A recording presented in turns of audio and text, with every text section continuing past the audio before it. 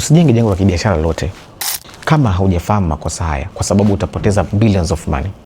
Na majengo ya kibiashara tunaongelea frame, tunaongelea apartment, tunaongelea Airbnb, tunaongelea hoteli, tunaongelea malls, petrol station na vitu kadha wa kadha. So usije ukafanya makosa haya, kwa sababu utaingia hasara kubwa sana.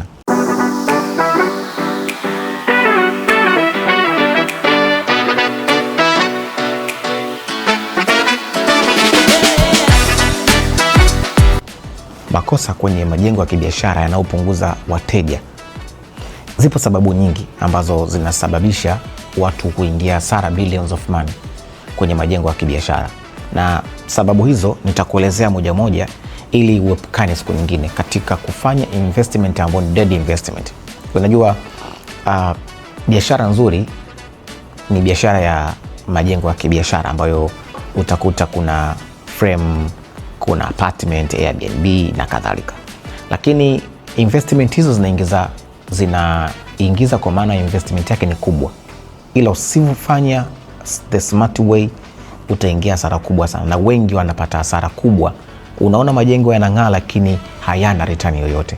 Sasa sababu hizi nitakusaidia ili uweze kuwa makini nazo. Moja ya sababu kubwa sana ni parking.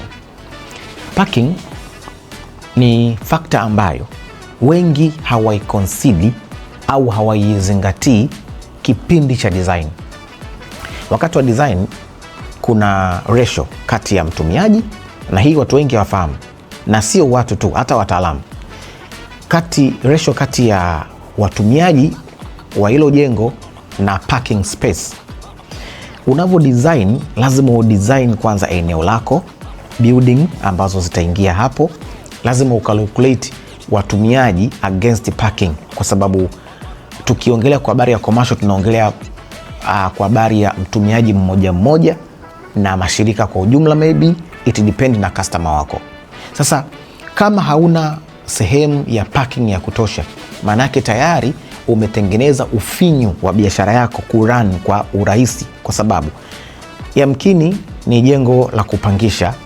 Sasa kama rental za office alafu hazina parking, maana yake umewafanya wale watu wa ofisi kuna baadhi ya wateja wasiwapate, na kama wateja hawatawapata, maana yake automatically watarent kwa mara ya kwanza, rental ya pili watahama, kwa sababu hamna mtu atakayeweza kuweka ofisi sehemu ambapo wateja wake hawapati mazingira rahisi ya kupaki. Lakini kuna calculation ya parking ambayo inamfanya mtumiaji awe comfortable. Kwa mfano, space ya parking parking moja na nyingine inategemeana, lakini mara nyingi mita 2.5 plus. Sasa kama itakuwa ni ndogo zaidi ya hapo, maana yake huyu wa pembeni na pembeni wakifungua milango wanatengeneza mazingira ya kucollide.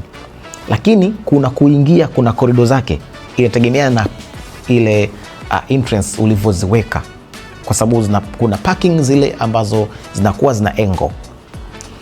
Let's say kuna angle ya 45 na angles tofauti. Sasa namna ya kuingia, namna ya kutoka, usivyotengeneza mazingira rafiki, hata parking yako inaweza kawa pua kabisa. Mwisho siku itatengeneza conflict ambayo comfortability ya mtumiaji haitakuwepo. Mwisho siku watu hawatotumia eneo la kibiashara ambalo umeliweka.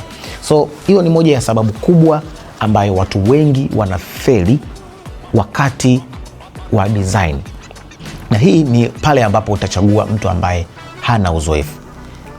Watu wanao design wako wengi sana siku hizi, wengi sana. Lakini sio kila designer anaweza akadesign commercial buildings.